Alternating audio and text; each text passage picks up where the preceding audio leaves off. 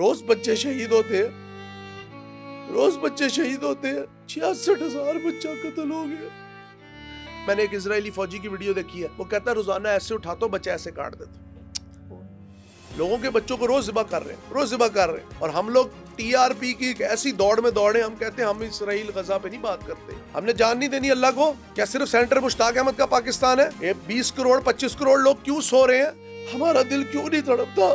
کیوں روز ایک کربلا وہاں پہ قائم ہوتی ہے؟ کیوں روز سینکڑوں علی اصغر علی اکبر کرتے ہیں؟ کیوں امام حسین کی روز سنت زندہ ہوتی ہے؟ صلیب کے ماننے والوں کو میں ایک چیز کہوں گا، آپ لوگوں نے کا مظاہرہ کر دیا، اٹلی کی بیریا نے وہیں پہ کشتیاں واپس موڑ لی اپنی، سو کالڈ ان کو پروٹیکشن دے رہے تھے۔ جس طرح اسرائیل کے پانیوں کے قریب آئی تو ڈرون اٹیک ہوئے ان کے اوپر، اس کے اوپر واٹر کینن کا استعمال کیا گیا، ان لوگوں کو اپریہنڈ کیا گیا، اور لاسٹ اطلاعات کے مطابق ان کشتیوں کو ڈبونے کا پلان ہے جن میں دنیا کا جو بھی خوراک اور ایندھن کا سامان ہے۔ 65,000 لوگ ریکارڈ قتل، 65,000 ہی ملبے کے نیچے۔ کیا ہم نے مرنا نہیں ہے؟ کیا امریکہ خدا ہے؟ نعوذ باللہ۔ کیا اسرائیل خدا ہے؟ کیا اس دن کے لیے ہم نے بنایا تھا ایٹم بم؟ کیا اس دن کے لیے ہم نے اتنے ٹیکس دیے تھے؟ کیا اس دن کے لیے اتنی بڑی فوج طاقتور کھڑی کی تھی؟ A big war is very near، جس کے بارے میں کہا جاتا ہے کہ اگر کسی انسان کے 100 بیٹے ہوں گے تو 99 قتل ہو گئے۔